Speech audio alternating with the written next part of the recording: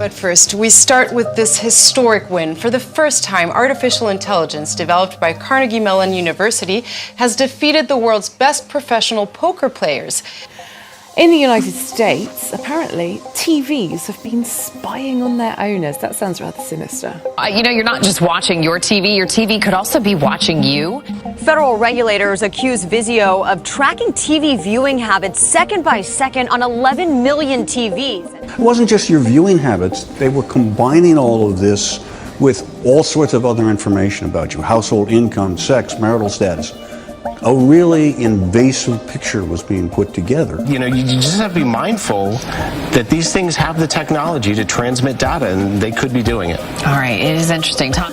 But lastly, as Daniel explained, it would be also a time of unprecedented or unparalleled and exponential change. Even the creators of this technology say that because it permanently changes our genes. And the increase there implies exponential knowledge increase. In other words, that knowledge throughout human history has stayed pretty level until the time in which we live. It's estimated that the amount of information, just published information, has increased in the last 50 years by 200 trillion times, which is a pretty amazing growth in information. Rapid advances are being made in the field of artificial intelligence as the world prepares for the fourth industrial revolution.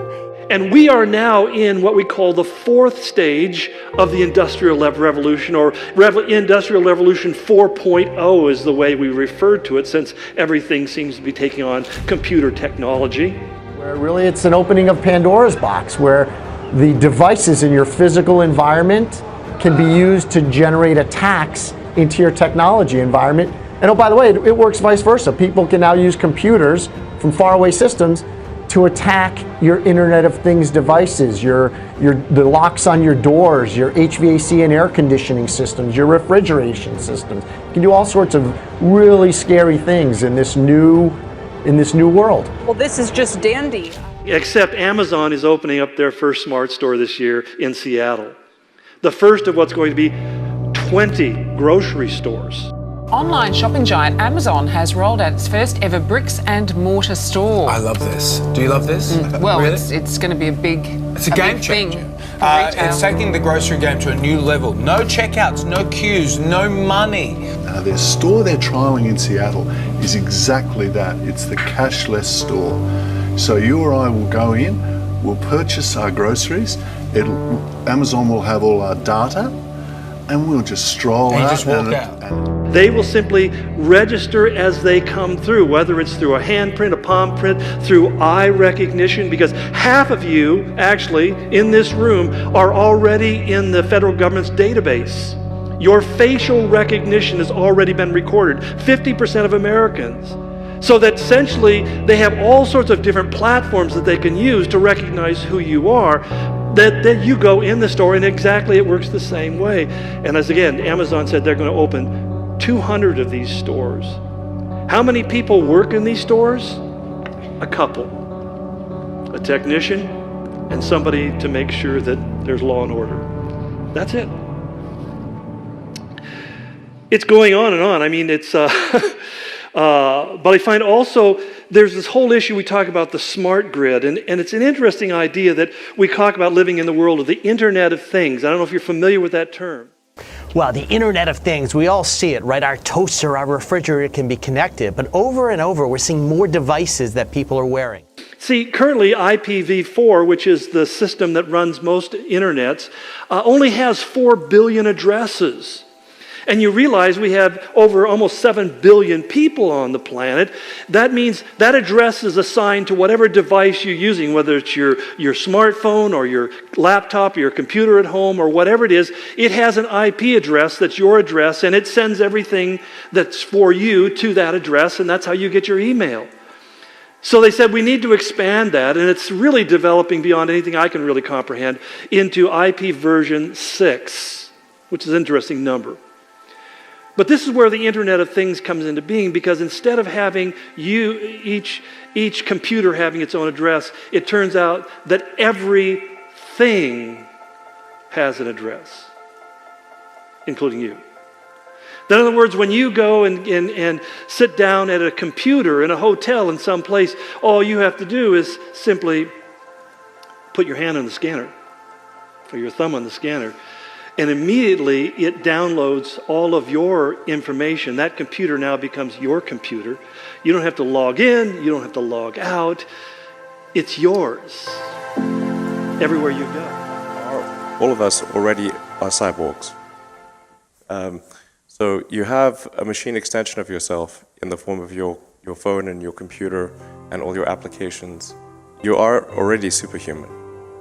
But by far, you have more power, more capability than the President of the United States had 30 years ago.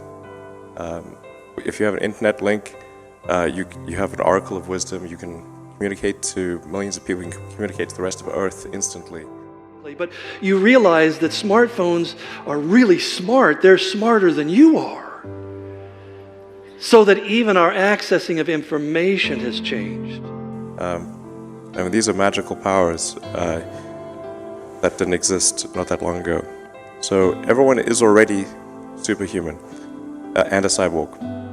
Even like people like Google are using it to sort your information. It's a little bit creepy, isn't it? I mean, I was looking for a hotel in Amsterdam, and I just clicked on and said, send me price updates on this one particular good deal. And every so often it just pops up, but that's even worse. I was looking for a piece of computer, basically a USB charger, and now I get, wherever I look, I get pop-ups on the side of my page showing me somebody's USB charger that I didn't even ask to look at, but it's interesting. So that it knows me, it's learning me, it has remembered everything that I do, and it's searching out and continually communicating with me. And that's happening to all of us. It's pretty frightening if you get a chance sometime to get a look at what they know about you.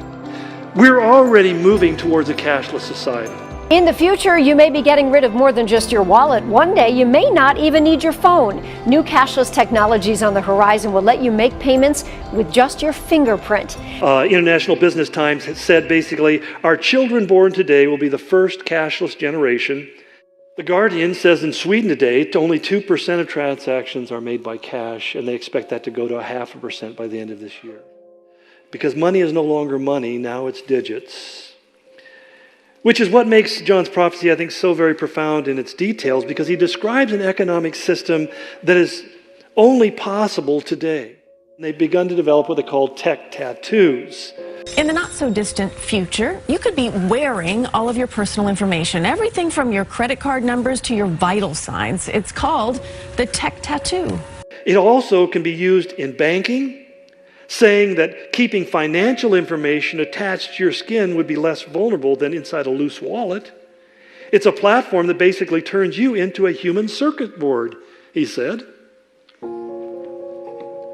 This isn't science fiction. I mean, this is already technology that's in place. He said the supranational sovereignty. In other words, this is a sovereignty, a governorship, a rulership of the world that's above nations. Sovereignty that's ruled by an intellectual elite and world bankers. Okay, that's the picture. Well, I think that over the last many years, people have talked about how technology is going to replace people. It's actually happening now. And I don't think that many companies, and I don't think the public is really set up for this. That artificial intelligence and robotics will lead to the elimination. The estimate is it's going to lead to the elimination in the next 20 years, or let's say by 2030, which is less than 20 years. Get this, it's going to lead to the elimination of 2 billion jobs. Half the world's total jobs. Toy robots, educational robots, industrial robots and domestic robots. The range here is extraordinary. A grill bot can now clean your barbecue. A lawn bot can cut the grass. There's even a famous robot.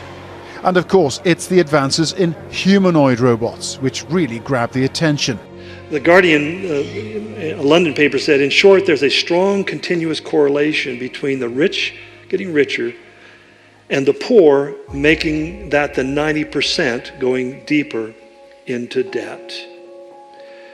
In fact, PBS NewsHour had an interesting article. He said that there are 80 people in the world, 80 people. I'm talking about this little section over here. 80 people who own 50% of the world's assets. 80 people who own half of everything there is in the world. People are willing to trade freedom, power and freedom and liberty for safety, security. They're willing to do it. They've done it throughout history.